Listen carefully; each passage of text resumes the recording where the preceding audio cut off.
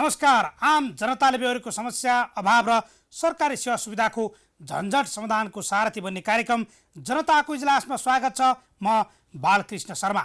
तपाईसँग पनि कुनै समस्या र गुनासा छन् भने हामीलाई टिपाएर पठाएर वा लाइभ मार्फत जोडेर राख्न सक्नुहुनेछ। आउनुहोस्, टेलिभिजनको स्क्रिनमा देखिएको नम्बर मार्फत हामीसँग भाइबरमा जोडिनुहोस्। 01448996 मा टेलिफोन गरेर अन्याय र व्यतिथिमाथिको खबरदारीमा सहयात्रा गरौँ। कार्यक्रम सुरु गर्नु अघि हेरौँ यो झलक। जग्गाको भोगाधिकार र अंश बन्नमा किचलो, न्यायालयबाटै अन्यायमा परेको गुनासो, अंशियार र वंशियार बीच झगडा, कसले दिने निष्पक्ष न्याय निरूपणमा चासो। विद्यालयको भवन निर्माणमा ठेकेदारको बदमासी, शिक्षक र विद्यार्थीलाई शास्ति, 8 वर्षसम्म पुगेन सरकारवाला निकायको ध्यान, 5 करोडको भवनमा मनलाग्ने। अस्त व्यस्त त्रिचन्द्र क्याम्पस, कसरी बचाउने गौरवमय इतिहास बोकेको धरोहर, सुस्त क्याम्पस प्रशासन, कलेजको जग्गामा राजनीतिज्ञ र माफियाको गिद्दी नजर।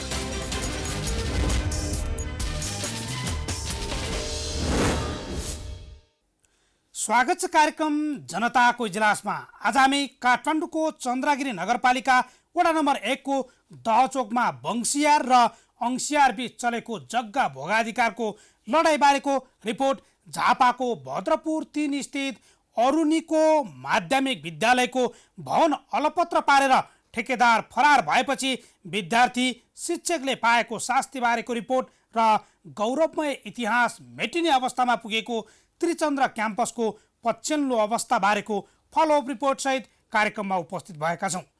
यी विषयवस्तुमाथि सरकारवाला पक्षसँग लाइभ मार्फत जवाब माग्ने प्रयास समेत गरिनेछ। तपाईसँग पनि कुनै समस्या र गुनासो भए 01448996 मा हामीसँग टेलिफोन लाइभ मार्फत जोडिन सक्नुहुनेछ। आउनुहोस्, आवाजविहीनहरूको आवाज बन्ने खबर अभियानमा हातीमाला गरौँ। अब आजको पहिलो विषय, काठमाडौँको चन्द्रगिरी नगरपालिका वडा नम्बर 1 स्थित दहचोक पुरान्डीमा यति बेला अंशियार र वंशियार बीच जग्गाको स्वामित्वको लडाईँ चलेको छ। अंशियारको नाताले आफूले को कानुनी हक भए पनि अदालतबाटै अन्याय पार्ने खेल भएको भन्दै कुमाले सुनारका 2 छोरा भोला र ध्वज बहादुर हाम्रो कार्यालयमा आइपुगेपछि हामी स्थलगत वास्तविकता बुझ्न उनीहरूकै स्थानमा पुगेका छौँ। जग्गाको भोगाधिकार इन्द्रवीरको परिवार अनि धनवीर भन्ने माइलो सुनवारका परिवारसँग रहेको प्रमाण र भनाइ समेटेर तयार पारेको यो रिपोर्ट अबका क्रममा।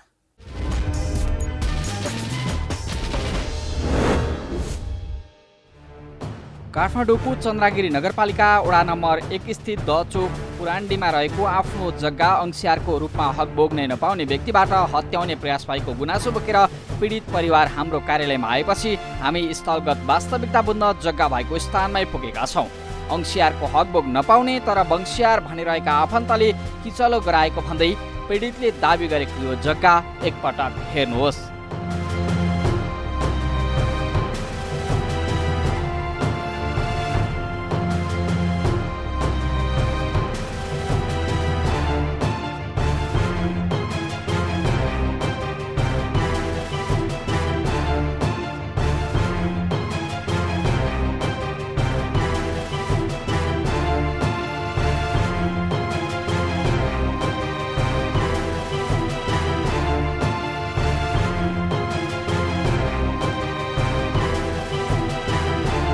भोगाधिकार गर्नका निम्ति मात्रै केही क्षेत्रफलको जग्गा दिएका व्यक्तिले यति बेला मुद्दा मामिला गर्दै आफ्नो जग्गा हडप्ने काम गरेको र अदालती मुद्दा प्रक्रियामा जाँदा समेत भोगाधिकार प्राप्त गर्ने आफ्नो नाममा आइसकेको जग्गा खारेज भएर यथास्थानमा पुगेको भन्दै गुनासो गरिसकेपछि यसको स्थलगत वास्तविकता के छ भनेर बुझ्न हामी यहीँ आइपुगेका छौँ। साबिक दहचोक 3 क मा पर्ने 3वटा किता नम्बरको जग्गा यति बेला विवादित बनेको छ। कारण भोगाधिकार प्राप्त गरेका परिवारका सदस्यलाई अन्य व्यक्तिले किचलोमा पारेका छन्। के हो वास्तविकता भनेर बुझ्न आइपुगेका छौँ। किता नम्बर 102 मा 2 रोपनी क्षेत्रफल जग्गा रहेको भनिएको छ र किता नम्बर 121 मा 1 रोपनी र उहाँहरू अहिले बसोबास गरिरहेको योभन्दा तल्लो क्षेत्रमा रहेको किता नम्बर 138 मा 1 रोपनी 7 आना जग्गा रहेको भनिएको छ। तर यो विवादित भनेको छ। साबिक दहचोक 3 कको किता नम्बर 138 को 1 रोपनी 7 आना, किता नम्बर 121 को 1 रोपनी पाको बारी र किता नम्बर 102 को 2 रोपनी जग्गाको अहिले भोगाधिकार भोला सुनार र भोजबहादुर सुनारले गरिरहेका छन्। यी दुई दाजुभाइ कुमाले सुनारका छोरा हुन्।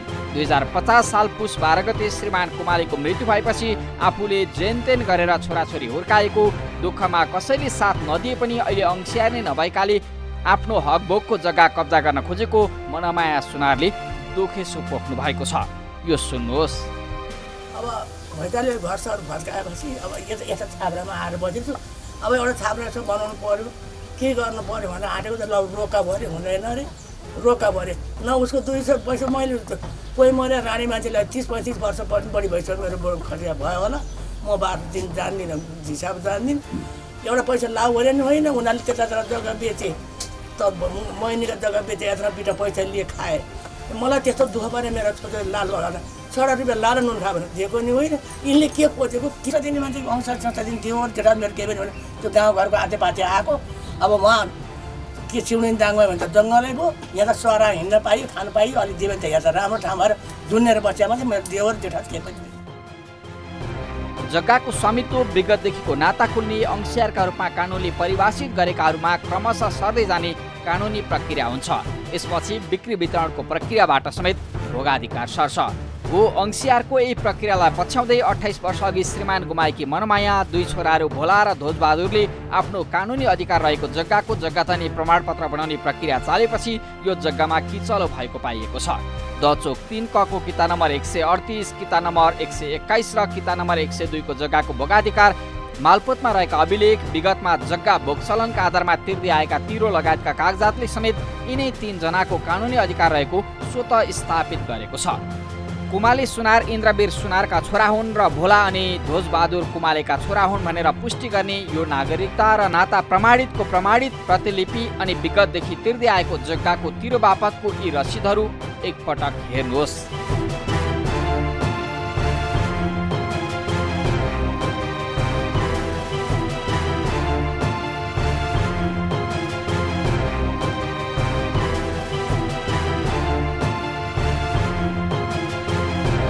यति मात्रै नभएर जग्गाको निरन्तरको भोगाधिकारले समेत माटोसँगको सम्बन्ध स्थापित गरेको हुन्छ।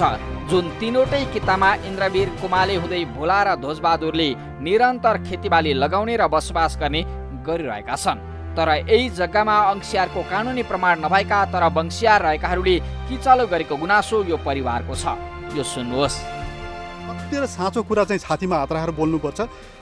सुरवीरको छोरा धनवीर, धनवीरको छोरा नसे घट्टे सम्मी 3 जना भनी प्रष्ट देखिन्छ। र मेरो इन्द्रवीर सुनारको म सन्तान अलग सन्तान हो। मैले भने यिनीहरू मेरो सुरवीर भन्ने र इन्द्रवीर भन्ने फरक हुन्, अलग हो, यो एउटै होइन। छातीमा हात राखेर बोल्नु। सुरवीर भनेको धनवीरका बाबु हुन्। यहाँ मुद्दामा उहाँले के लिखत पनि गर्नुहुन्छ यो नै प्रश्न पार्नुपर्छ। मुद्दामा धनवीर भन्ने माइलो भन्नुभएको छ। माइलो भने इन्द्रवीरको छोरा भन्नुभएको छ। अनि इन्द्रवीरको चाहिँ के अरे धनवीर भन्ने माइलो, इन्द्रवीरको छोरो भन्नुभएको छ। अनि सुरवीर को हो त? त्यसले एउटा छोराको 2टा बाबु हुन्छन्। 2टा बाबु हुन्छन् भने मेरो यो बाबु भनेर देखाउनु सक्नु पर्यो। होइन भने प्रश्न कुरा उहाँले भन्नुभएको छ के भने 122 को किताबमा के गर्ने भन्नुहुन्छ। एउटा सदियारको हिसाबले, एउटा छर छिमेकी, एउटा मानवताको हिसाबले उहाँले आएर प्रस्ताव राखेर के भने प्रस्ताव राखेर 122 नम्बर किताब हामीलाई दर्ता गर्न अप्ठ्यारो भयो, सहयोग गरौँ, तपाईँहरू पनि मिल्नुहोस् हामी पनि मिलौँ, दर्ता गरौँ भने सिद्धिहाल्यो। म मेरो हजुरबाको जो स्वामित्वमा रहेको जग्गा, बुवाको स्वामित्वमा रहेको जग्गा छ, मैले पाउनुपर्छ। मैले न्यायालयसँग मेरो यही माग हो। र उहाँहरूको जुन 122 छ त्यो 122 मा मेरो सरकार छन्। 122 उहाँहरूले चाहिँ दर्ता गर्ने, लिने, राख्ने उहाँहरूको काम हो। उनीहरू सब खेल चाल उनीहरूकै छ। अब उनीहरू पैसावाला छन्, सबैजना पैसा पेल्छन्, जे पनि गर्न सक्छन्। अब हामीसँग पैसा पनि छैन, हामीसँग मान्छे पनि छैन, जनता पनि छैन। उनीहरूका 10-15 दाजुभाइ मिलेर हामीलाई त कुट्न मार्न आउँछन्। अस्ति त्यो वाल लगाउँदाखेरि पनि मुखमा आएदेखि सबै रातभरि आएर सब त्यो टोलको मान्छेलाई सोध्नु सबै पुरा यो एरिया थर्काएर गाली गर्यो राति 9 बजीदेखि 10 बजीसम्म 1 घन्टा गाली गर्यो गाली हामी एक शब्द पनि बोलेनौँ नबोलेपछि अनि चुप लाएर पुलिस बोलाइदियो बोल्न बन्द भइसकेपछि अनि पुलिस आइपुग्यो पुलिसले त्यति फर्केर नजिकको अंशियार नै नभएका सुरवीर सुनारका पनाती धनवीर भन्ने माइलोका नाति र नसे घट्टे र शम्भु सुनारका छोराहरू अहिले सुरवीर र इन्द्रवीर एउटै व्यक्ति हुन् भन्ने भ्रम फैलाएर जग्गा कब्जाको खेलमा लागेको पीडित परिवारको आरोप छ। आफूहरू अंशियार भएको सुरवीर र इन्द्रवीर एउटै व्यक्ति भएको दावी गर्ने यो परिवार आफूसँग रहेको किता नम्बर 122 को केही आना जग्गा अंशबन्डा महलबाट आफूहरूकोमा आएको र बाँकी जग्गामा अंश भोग लाग्ने भन्दै मालपोतमा दिएको निवेदनलाई बेवास्ता गरेको दावी गरिरहेको छ। तर अंशियारको प्रमाण पुग्ने पर्याप्त आधारहरू पेश गर्न सकिरहेको छैन। यो हेरौँ। जसले विवाद झिकिरहेका छन्, यो जग्गाको अधिकारका निम्ति कानुनी लडाइँ लडिरहेका छन्, ती व्यक्तिको घर पनि यहीँ सँगै छ।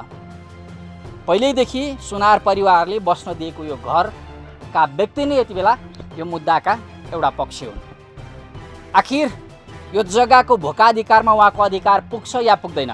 के कागजात छ? बेचिएको हो अथवा हक हस्तान्तरण भएको अथवा दृष्टिबन्ध कुनै कागजात गरेर दिएको? यसको बारेमा पनि हामी सम्बन्धित व्यक्तिसँग जवाफ माग्नेछौँ।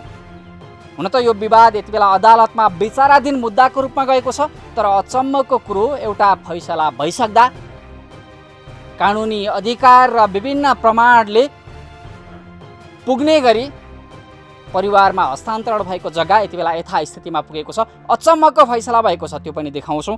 त्योभन्दा अगाडि विवादको कारण के हो र के कारणले यो हक हस्तान्तरणका लागि यो परिवार, यो घर भएको परिवार योग्य छ, यसको बारेमा पनि हामी जवाफ माग्नेछौँ। अब त्यतातर्फ लागौँ। मालपोतमा सब कुरो राखेर यहाँ छोडिदिने भन्ने कुरो गरेको थिएँ।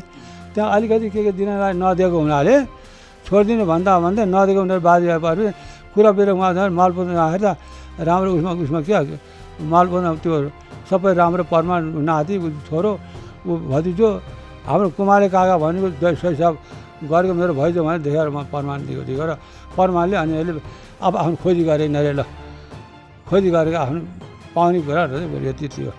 अरू घर मेरो लागि मेरो त्यो भोलानिएको चोरिएको सबै मेरो फरक छैन। मेरो बाबा नातिहरू केही छैन, बाबा मामाका नातिहरू उनीहरू। यो त अब के भने हाम्रो त अन्तिम फैसला आउँछ ल तिमीहरू पाउने रहेछ भनेर त रहन्छ भने त तिमीहरूले नपाउने रहेछ भने हामी त यहाँ आएर फेरि यिनीहरू झगडा गर्न मिल्छ हामीले? मिल्दैन। हाम्रो त यहाँ बाजे एउटै छ, अंशबाट भोगचलन एउटै छ, नाम दुईटा, बाजेले बिगार्छ। मालपोतमा हामीले चाहिँ नि 69 सालमा मालपोतमा गएर चाहिँ हामीले ऊ हालिरहेको छ। हामी पनि है हकवाला भनेर हामीले चाहिँ नि चाहिँ मालपोतलाई निवेदन दिँदै त्यो निवेदन उनीहरूले चाहिँ नि सबै उहाँ मालपोतबाट झिकेर फालेर अर्को नयाँ ढङ्गले अर्को कागजपत्रहरू बनाएर अनि सिफारिसै दुईवटा बनाएर यो काम चाहिँ भयो। अनि जस्तै के अरे यो जस्तै यो तिरेको अरू सबै किन जग्गाको तपाईँलाई पनि थाहा छ, काहीँ न काहीँ कुनै न कुनै किताको जग्गाको अधिकार त लिनुभएको छ नि तपाईँले। काहीँ न काहीँ त छ नि तपाईँको नाममा लालपुर्जा होला, तपाईँको हजुरबाउको नाममा लालपुर्जा होला, बुवाको नाममा होला। जग्गाको सुन होइन त्यही त उहाँले दिए पनि जग्गाको भोगाधिकार त पुस्तान्तरणबाट हुन्छ। जिजुबाउ हजुरबाउ बाउ नाति हुँदै आउँछ होइन। जस्तै तिरो तिर्दा त्यहाँ त नाता खुलाइरा हुन्छ, प्रमाण त भोगाधिकार कसले गर्दैछबाट हुन्छ नि। जस्तै मेरो जग्गा नै कसैले खनजोत गर्यो भने आदि सर्लप्प काटेर जान्छ राज्यको कानुनले। मैयानी त्यो त भोगाधिकारको हकको आधारमा। अनि जग्गाको हिजोदेखिको सम्बन्ध र स्वामित्वले कसको जग्गा भन्ने कुरो प्रश्न गर्छ अरे क्या विवाद भयो भने। भोगाधिकार चाहिँ कसको छ? यो भोगाधिकार त अब गर्न दिन नि त पर्यो। सबै मेरो भनेर चाहिँ नि उ गरेर चाहिँ सधैँ झगडा बिग्रो पनि भन्दा प्रमाणबाट जानु, कानुनबाट जानु उचित कुरा हो। अब त्यहाँ अहिले के भनिरहेको छ, एकदम के तिमीहरूले खान पाउनु पऱ्यो कि उनीहरूले मात्रै खान पाउँदैन, ल गएर चाहिँ त्यहाँ आदि कब्जा गर्नु, आदि कब्जा गरेर फेरि झगडा गर्न जाने, हामी लडाइँ गरिदिने अब गएर। सुरवीर र इन्द्रवीर वंशियारको आधारमा दाजुभाइ भए पनि अंशियार नभएको एउटा पक्षको दाबी छ भने अर्को पक्षले एउटै व्यक्तिको दुई फरक नाम भएको दाबी गरिरहेको छ। तर यसबारे पर्याप्त प्रमाण र आधारहरू भने भेटिएको छैन। जिल्ला अदालतमा मुद्दाको पक्ष बनेर अदालतमा गएको परिवारसँग रहेको यो प्रमाण पनि हेर्नुहोस्।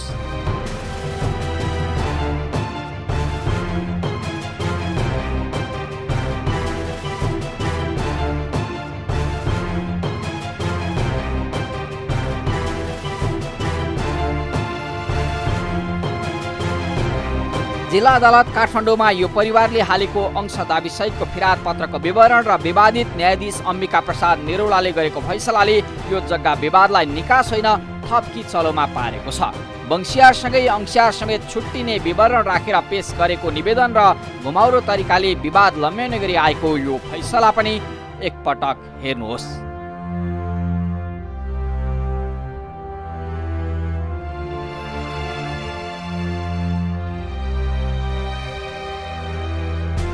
फिरादमा उल्लेख गरिएको नाता सम्बन्धको प्रमाण र घुमाउरो तरिकाले थप विवाद बढाउने गरी आएको फैसलाले यो जग्गाको किचलो थप लम्ब्याउने प्रश्न छ। जिल्ला अदालतको फैसला चित्त नबुझेर कुमाले सुनारको परिवार यति बेला पुनरावेदन अदालत पाटन पुगेको छ। स्थानीय छिमेकी समेत जग्गाको भोगाधिकार कुमाले परिवारले गर्दै आएको बताइरहेका छन्। यो पनि सुनौ। हामीले थाहा पाएदेखि त अब उहाँको बुवाले गर्नुभएको थियो, अनि अहिले उहाँले पनि गर्नुभएको छ, अहिले गरेर देखाएको छैन। त्यही नै हो। यो जग्गा सुनार परिवारको हो? अब होला नि, अब हो भन्छन्, हामीलाई नि के थाहा र सुनार ध्वजबहादुर सुनार उहाँहरूले कमाउनु भयो, उहाँले भोगचलन गर्नुभयो। हजुर, खेती किसानी सबै गर्ने, गोडमेल गर्ने, सबै गर्ने चाहिँ उहाँ देख्नु भएको छ। अंसियार बीच जग्गाको भोगाधिकारमा चित्त नबुझेर मुद्दा मामिलामा जाने प्रक्रिया स्वाभाविक र सामान्य हो। तर यहाँ कतिपय ठाउँमा बंसियारहरू नै अंसियारका रूपमा अघि सर्न खोज्दा हजार नागरिक यति बेला जग्गा किचलोको मुद्दा खेपिरहेका छन्। कतिपय मुद्दा त वर्षौंसम्म फैसलाको पर्खाइमा रहँदा एउटा पुस्ताले हालेको मुद्दा छिनोफानो अर्को पुस्तासम्म आइपुगेको छ। सुनार परिवारमा सुरु भएको जग्गा किचलको यो विवाद अदालतमा पुगेर झन विवादित नबनोस्। जग्गासँग रहेको परिवारसँगको सम्बन्ध, भोगाधिकार र अंसियारको नाता पहिचान हुने सरकारी कागजात अनि प्रमाणका आधारमा छिटोभन्दा छिटो विवादको न्यायिक निरूपण होस्।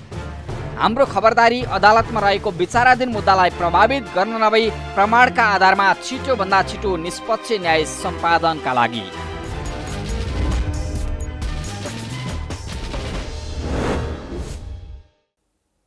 साबिक दहचोक 3 क को कित्ता नम्बर 138 को 1 रोपनी 7 आना, कित्ता नम्बर 121 को 1 रोपनी पाखो बारी र कित्ता नम्बर 102 को 2 रोपनी जग्गाको अहिले भोगाधिकार भोला सुनार र ध्वजबहादुर सुनारले गरिरहेका छन्। उनीहरूको कुमाले सुनार र हजुरबुवा इन्द्रवीरसँगको नाता सम्बन्ध विभिन्न प्रमाणबाट प्रष्ट खुलेको छ। जिल्ला अदालतको फैसलाले किचलो थप लम्ब्याए पनि उच्च अदालतमा विचाराधीन मुद्दाको फैसला कानुनी आधार र प्रमाणका आधारमा अविलम्ब होस्। न्यायिक फैसलामा गरिने ढिलाइले सुनार परिवारमाथि अन्याय नहोस्। बस हाम्रो खबरदारी जारी रहनेछ।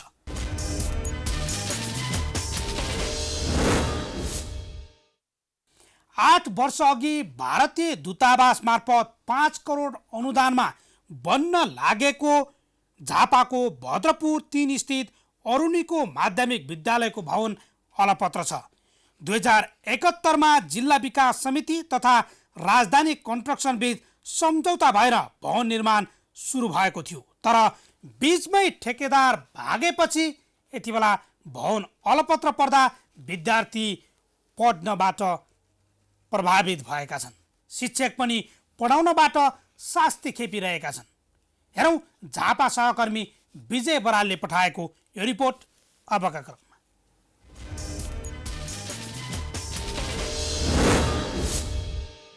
8 वर्ष अघि सम्झौता भएर काम सुरु भएको झापाको भद्रपुर 3 स्थित अरणीको माध्यमिक विद्यालयको भवन अलपत्र छ। भवनको काम लामो समयदेखि बन्द हुँदा केही बनेको भवन पनि जीर्ण बन्दै गएको छ।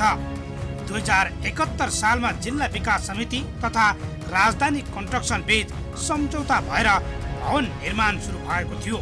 तर ठेकेदारले बीचमै काम छोडेपछि भवन अलपत्र परेको हो।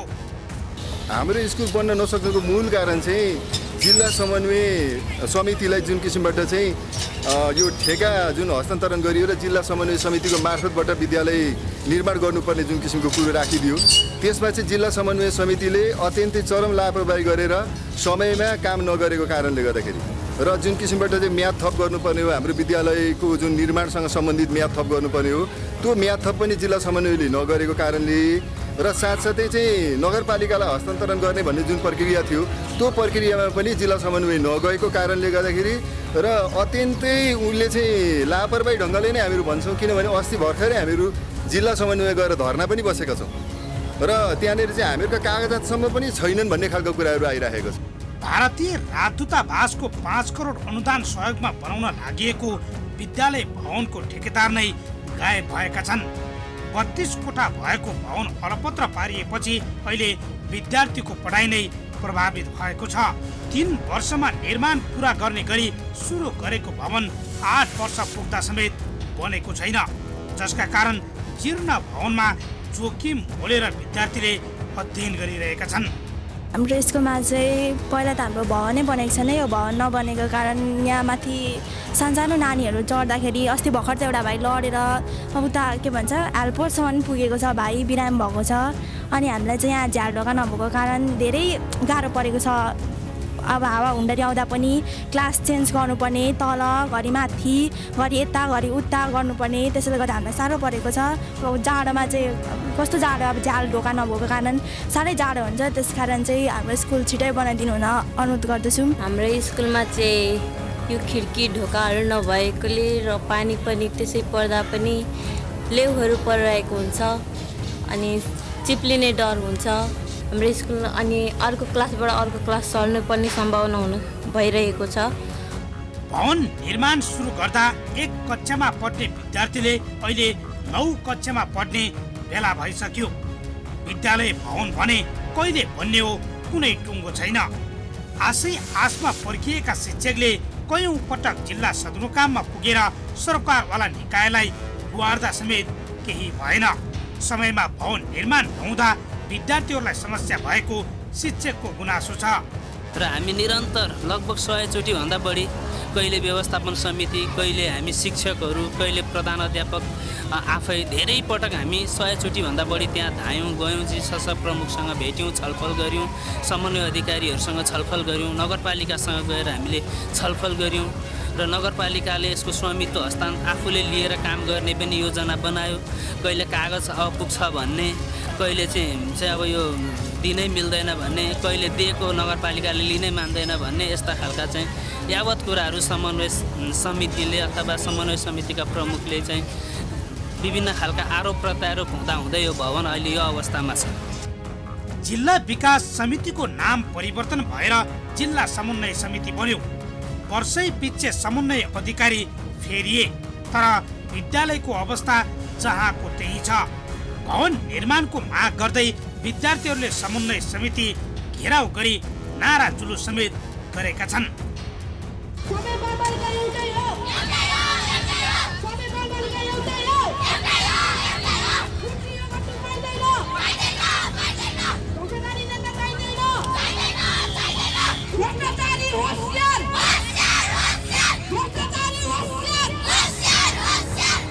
विद्यार्थीको आन्दोलनपछि भवन निर्माणको विषयमा समन्वय समितिले चासो देखाएको छ, तर ठेकेदार कम्पनीलाई कसरी काममा लगाउँछ भन्ने प्रतीक्षाको विषय बनेको छ।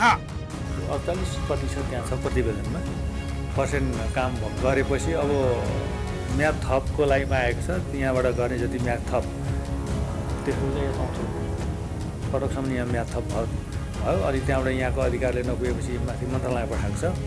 अनि मन्त्रालयमा चाहिँ नि सचिवले म्याद थपको लागि पर्याप्त आधार नभएको भनेर म्याद थप गर्न नसक्ने भनेर फाइल फिर्ता गराएको छ। अब सचिव स्तरीय निर्णयबाट म्याद थप नहुने भएपछि यहाँ हामीले उपसचिव अथवा सचिवभन्दा तल्लो लेभलले त्यो गर्न सक्ने कुरो भएन। अब त्यस पछाडि जानुपर्ने भनेको मन्त्री परिषदमा हो। त्यो मन्त्री परिषदमा गएको देखिँदैन। त्यस पछाडि अनि अब ठेकदार चाहिँ त्यही म्याद थप र अनि मैले पाउने पैसाहरू समयमा पाइनँ, पैसा नभुक्तान नभएको कारणले गर्दाखेरि काम हामी गर्न सक्दैनौँ। अब अहिले मैले 2-4 सम्पर्क गरेर यहाँ हामीले फोन गरेर चिठी पठाइयो, चिठी फिर्ता आएको छ। अनि हामी चाहिँ अब यो 10-12 वर्ष अगाडिको 8-10 वर्ष अगाडिको रेटमा काम गर्न सक्दैनौँ। हामीलाई मतलब छैन त्यो आयोजनाको, हामी कुनै हालतमा काम गर्न सक्दैनौँ भन्दै हिँडिराख्नुपर्छ। मसँग प्रत्यक्ष भएर एकजना उहाँको प्रतिनिधि हुँदो रहेछ, उहाँसँग चाहिँ सामान्य एकचोटि भएर भएको थियो। त्यसपछि उहाँ पनि आउनु भएको छैन।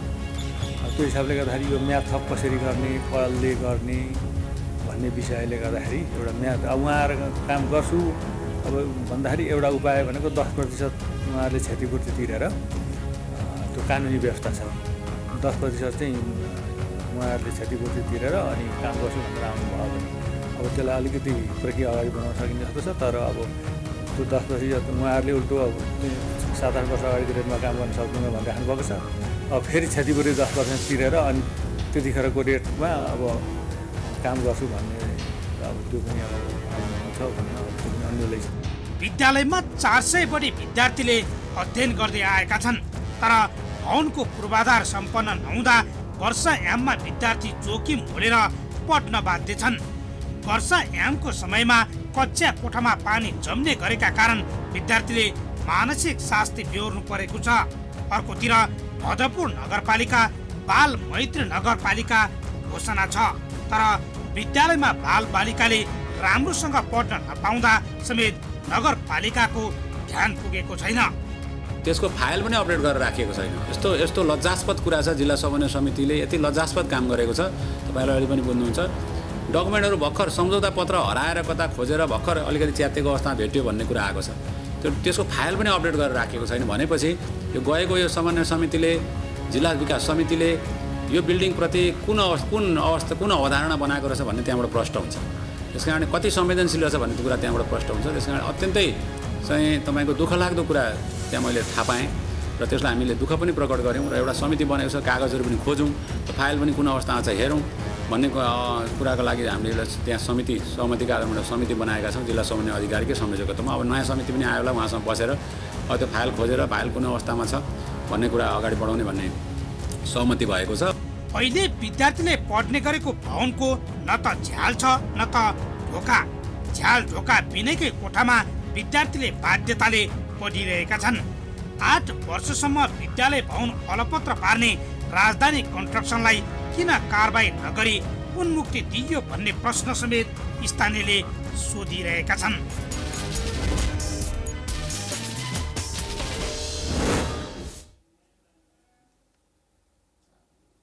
8 वर्षसम्म विद्यालय भवनको ठेकेदार नै गायब हुँदा स्थानीय सरकारवाला निकाय किन खोज तलास गरेनन् अर्थात् ठेकेदार कम्पनीलाई किन उन्मुक्ति दिइयो।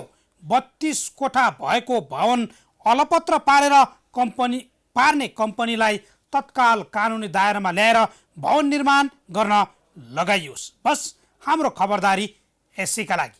अब एकैछिन विश्रामपछि गौरवमय इतिहास मेटिने अवस्थाको पुगेको त्रिचन्द्र क्याम्पसको पछिल्लो अवस्था बारेको फलोअप रिपोर्ट सहित उपस्थित हुनेछौँ। हामी सँगै रहनुहोला।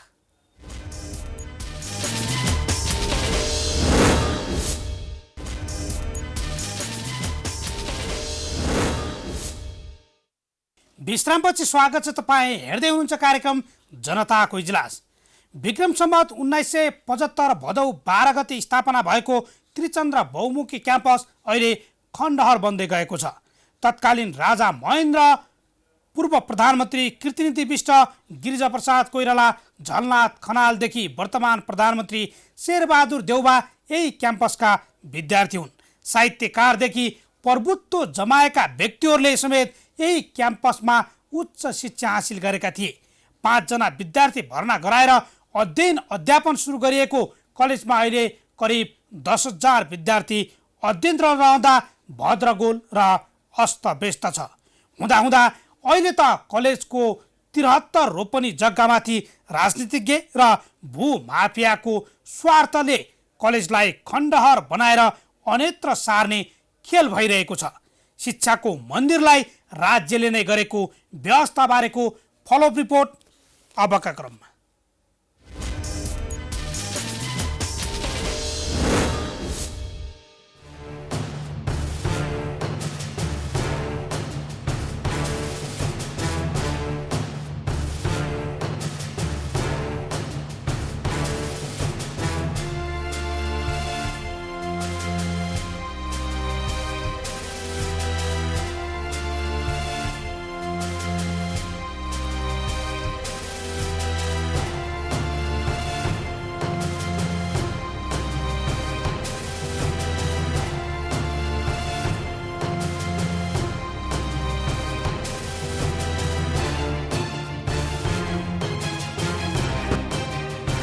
यी दृश्यहरू हुन् मुलुककै जेठो त्रिचन्द्र कलेज परिसरका।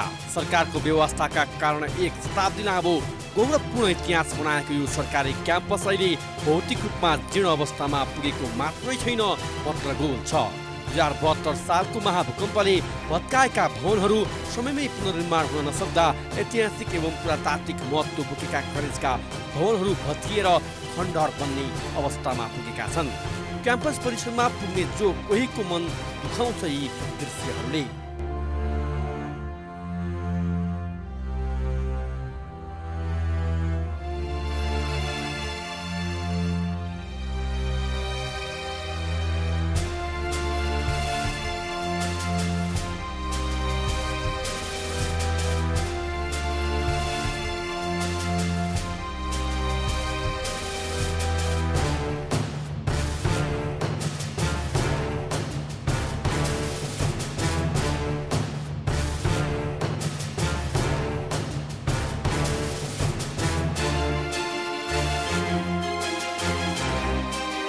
विक्रम सम्वत 1975 भदौ 12 गते स्थापना भएको त्रिचन्द्र बहुमुखी क्याम्पसका भवनमा बर्खायाममा पानी चुइन्छ भने भवनको वरिपरि ल्याउ जताततै झारको जङ्गलले घेरिएको छ। क्याम्पसका कक्षा कोठादेखि परिसर सबैतिर फोहोर नै फोहोर अनि सुर्तीजन्य पदार्थ यत्रतत्र फालिएका छन्। शिक्षाको गौरवपूर्ण इतिहास बोकेको क्याम्पसले आफ्नो इतिहास जोगाउन हात गुहार माग्दा समेत कसैले क्याम्पसको हात गुहार सुनेका छैनन्। तत्कालीन राजा महेन्द्र यही क्याम्पस पढेका थिए। पूर्व प्रधानमन्त्री कृतिनिधि वैष्ट, गिरिजा प्रसाद कोइराला, झलनाथ खनालदेखि वर्तमान प्रधानमन्त्री शेरबहादुर देउवा यही क्याम्पसका विद्यार्थी हुन्। यही क्याम्पसले बालकृष्ण सम, सुवर्ण शमशेर, लक्ष्मीप्रसाद देवकोटा, शङ्करदेव पन्थ, दशरथ चन्द्र, गङ्गालाल श्रेष्ठ, गिरिरमण रेग्मी, यदुनाथ खनाल, गोपाल प्रसाद रिमाल, तुलसीलाल अमात्य, विजयबहादुर मल्ल, गोविन्दबहादुर मल्ल, थिरबम मल्ल, मोहम्मद मोहसिन लगायतका प्रतिभाहरूलाई दीक्षित गरायो। तर अहिले क्याम्पसको जीर्ण अवस्थाले गौरवमय आफ्नै इतिहासलाई गिच्चाइरहेको छ। तपाईँले यी देखिरहेका विभिन्न दृश्यहरू हुन् ऐतिहासिक विरासत बोकेको एउटा त्रिचन्द्र क्याम्पसका दृश्यहरू, जहाँको पठन पाठन भइरहेको भवन र यहाँको व्यवस्थापनको पक्ष हेर्दा लाग्छ यो कलेजको इतिहास जति गौरवान्वित हुने खालको छ, तर यसको व्यवस्थापन निकै कमजोर र फितलो छ। हुन त यही त्रिचन्द्र कलेजबाट गगन थापा लगायतका थुप्रै नेताहरू उत्पादन भए अनि थुप्रै प्रशासकहरू पनि यही कलेजले जन्माएको छ। तर यहाँ इतिहास बोकेको कलेजमा यति बेला पढ्ने विद्यार्थीहरूलाई लागिरहेको छ यो कलेजको इतिहास कतै मेटिने त होइन। यहाँका संरचना, यहाँको भग्नावशेष सँगसँगै यहाँ भएका फर्निचर र फोहोर मैलाको यो दृश्यहरू देख्दा लाग्छ यो क्याम्पसलाई व्यवस्थापन गर्न यहाँको व्यवस्थापकीय टिमले भूमिका खेल्नै सकेन। अर्थात् यहाँको व्यवस्थापकीय टिमले यो कलेजको वातावरणलाई विद्यार्थीलाई आकर्षित गर्ने खालको बनाउन त सकेन नै, राज्यको ध्यान पनि यो इतिहास बोकेको सरकारी क्याम्पसलाई जोगाउनतर्फ केन्द्रित भएन। 2072 को भूकम्पले क्षति पुगेपछि घण्टाघर क्षेत्रको 3 तले पुरातात्विक भवन झन जीर्ण बनेको छ। रातो स्टिकर टाँसिएको भवनको जीर्णोद्धार वा प्रबलीकरण अहिलेसम्म पनि सरकारी प्राथमिकतामा परेको छैन। पुनर्निर्माण प्राधिकरणले 5 वर्षभित्र त्रिवी माचतका 37वटा युनिट निर्माण गर्ने बताए पनि अहिलेसम्म काम अघि बढाएको छैन। सबैभन्दा बढी हेपिएको जस्तो बनेको छ यही त्रिचन्द्र क्याम्पस। यही क्याम्पसमा पढेका हजारौं विद्यार्थीहरू देश विदेशमा महत्त्वपूर्ण ओहदामा पुगेका छन्। उनीहरूलाई पनि आफू अध्ययन गरेको धरोहरलाई सम्झिने फुर्सद छैन। क्याम्पस अध्ययनरत विद्यार्थीहरू भनिरहेका छन् क्याम्पसले धेरै प्रतिभाहरू जन्मायो, तर क्याम्पसलाई कसैले बनाउन ध्यान दिएन। शिक्षा अझै पनि उत्कृष्ट भएको दावी गर्ने विद्यार्थीहरू केवल राजनीति गर्ने थलोका रूपमा हेर्दा भौतिक वातावरण बिग्रिएको बताउँछन्। यो सुन्नुहोस्, यो एउटा सिस्टममा चल्नुपर्ने कलेज, एउटा सिस्टममा यत्रो गौरवान्वित एउटा इतिहास भएको जमानादेखिको यो इतिहास भएको कलेजले यो पहिला क्यान्टिन थियो हजुर, यो क्यान्टिन बन्द गर्यो। त्यसपछि यस्ता धेरै थुप्रै कामहरू छन्। भग्नावशेष भूकम्पले त्यहाँ जीर्णोद्धार बनाएको त्यहाँ भवनहरू त्यहाँ पारिपट्टि हेर्न सक्नुहुन्छ। त्यहाँ क्लास लिन जाँदा पनि डर लाग्छ, त्यस्ता भवनहरू छन्। अनि यहाँनिर व्यवस्थापन भनेको पढाइ नराम्रो हुने होइन, कति सस्तोमा गुणस्तरीय शिक्षा नै पाउन सकिने अवस्था छ। तर यहाँको म्यानेजमेन्ट टिम भनौँ अथवा हाम्रो राजनीतिक नेताका दलका भनौँ कार्यकर्ता भनौँ या हाम्रो भनौँ सङ्गठनका के भन्ने उहाँहरूको यहाँ एउटा सक्रियता जुन हुनुपर्छ चाहिन्छ, एउटा प्रतिनिधि चाहिन्छ।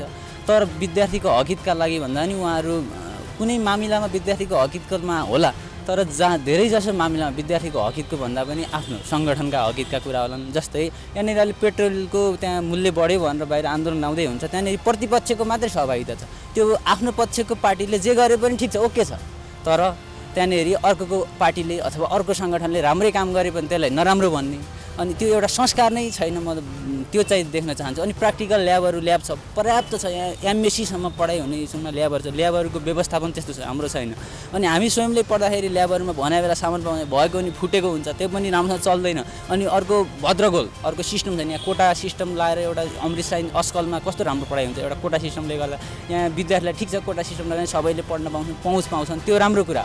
तर त्यहाँको व्यवस्थापन त हुनु पर्यो। न क्याम्पस प्रशासन बेखबर छ, यता क्याम्पस प्रशासन बेखबर छ, यता राजनीतिक दलका नेता बनाउँदा अथवा यहाँनिर भारतीय सङ्गठनहरू त्यस्तै बेखबर छन्। अनि कतिपय विद्यार्थीहरू आफै झन् आफ्नै भविष्यको बारेमा अझै बेखबर छन्। यस्तो स्थिति देख्दाखेरि चाहिँ सेटिस्फ्याक्टोरी चाहिँ छैन होइन। लज्जाबोध भनेर मैले लज्जाबोध नै चाहिँ भन्दिनँ, तर एउटा तरिकाले सम्भव अलिक पोजिटिभ भएर सो यहाँको सिनेरियोलाई चाहिँ चेन्ज गर्नुपर्छ जस्तो लाग्छ। जस्तो सरकारी क्याम्पस भनेर हाम्रो जस्तो बजेट विनियोजन गर्दाखेरि त यसको लागि सर्टेन बजेट आउँछ नि त होइन।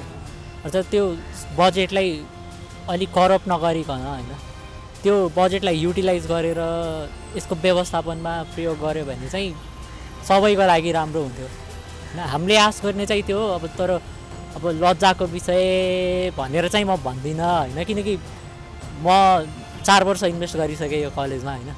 मलाई एउटा कलेजप्रति छुट्टै सद्भाव छ होइन। यो कलेजले मलाई सर्टेन कुराहरू दिएको छ। वस्तुस्थिति देख्दाखेरि के कुराहरू नमिलेको होला नि होइन।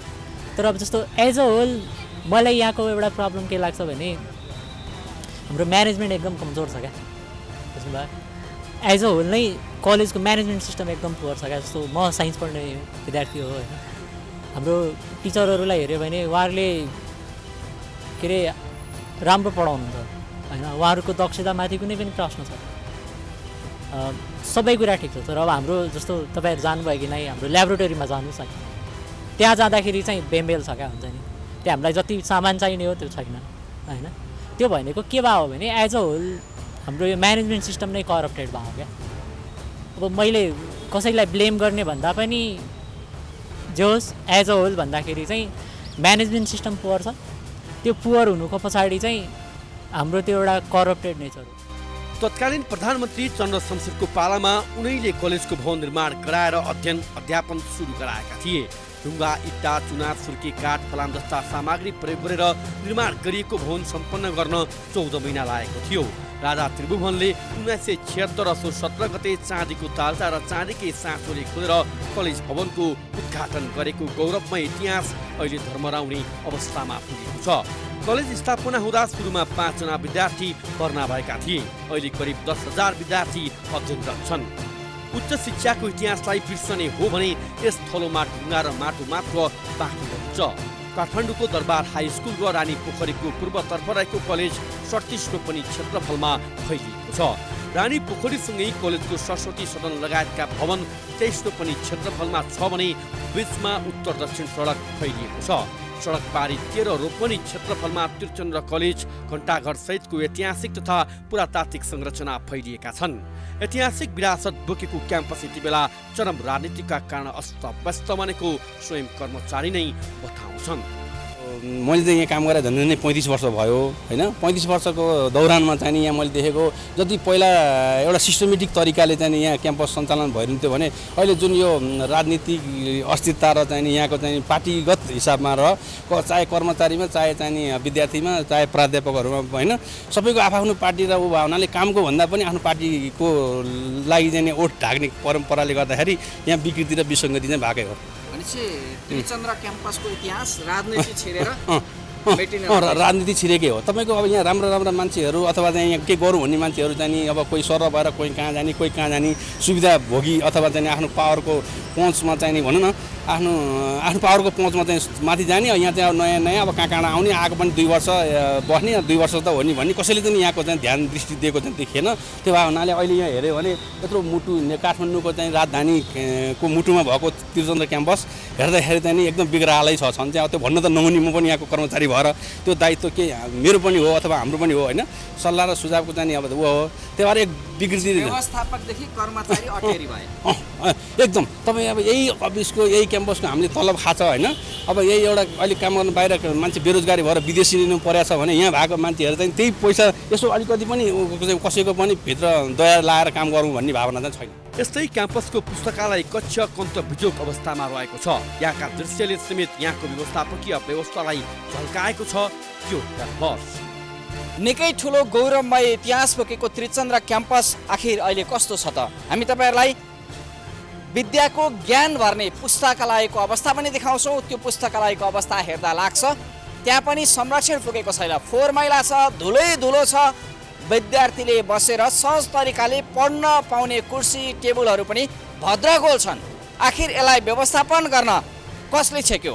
यी दृश्य पनि तपाईँलाई हामी देखाउँछौँ।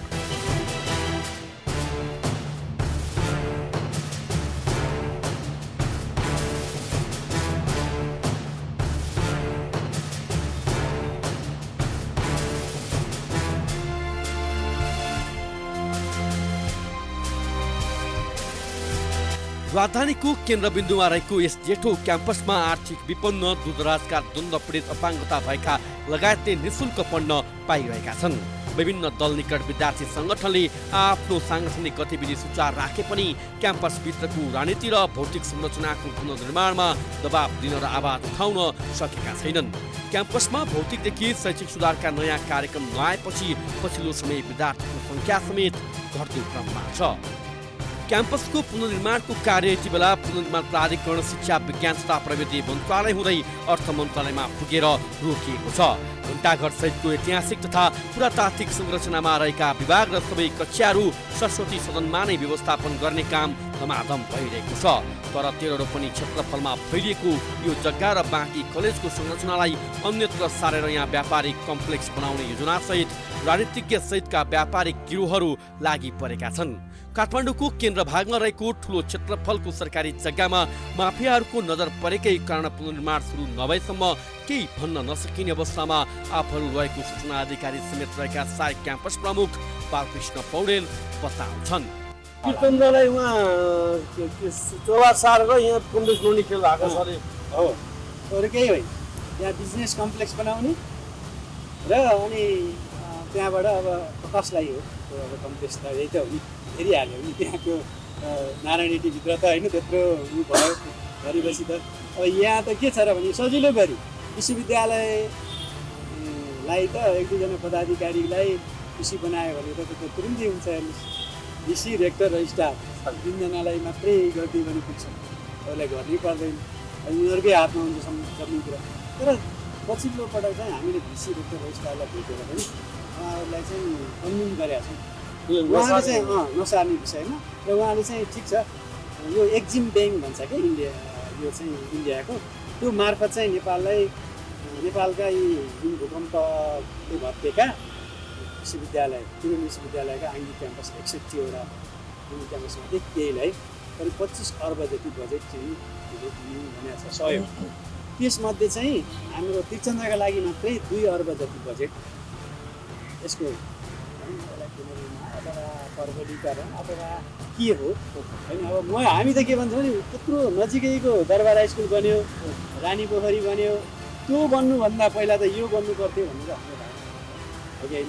व्यापारीले पनि आएको हो अरू यो नबन्नु ठेगान छैन भने के हो? ठेगान छ, मैले तपाईँलाई अघि भनिहालेँ आशावादी छौँ होइन। तर कामको सुरुवात नभइसक्यो हुनाले हामीले विश्वास चाहिँ गरिहाल्न सक्छौँ। भनेको यो व्यापारिक केन्द्रको आँखा लाग्यो भनेर बुझ्नु पर्यो। व्यापारिक केन्द्रले आँखा लाएर नयाँ के हाल्छन् सरको आशा त बल्ल कुरा आयो नि त।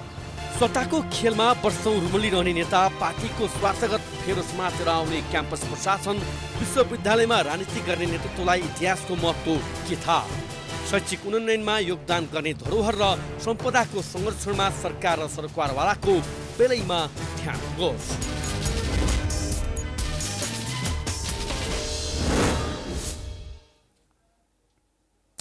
त्रिचन्द्रको अस्तित्व मेटाउने खेल होइन, गौरवमय इतिहास बचाउनेतर्फ कलेज प्रशासन, विश्वविद्यालय र सरकारको ध्यान पुग्नुपर्छ। सरकारी जग्गामा गिद्धे नजर लगाउने भूमाफियाबाट इतिहास बोकेको त्रिचन्द्र कलेज भित्रको चल्न थालेको बदमासी र अनियमितता रोक्न सरकारवाला निकाय गम्भीर बनोस्। हौस् त आजका लागि जनताको इजलास यति नै। फरक विषयवस्तु र अर्को विषयसहित पुनः कार्यक्रममा उपस्थित हुनेछौँ। प्राइम टाइम्स टेलिभिजन HD हेर्दै रहनुहोला। नमस्कार।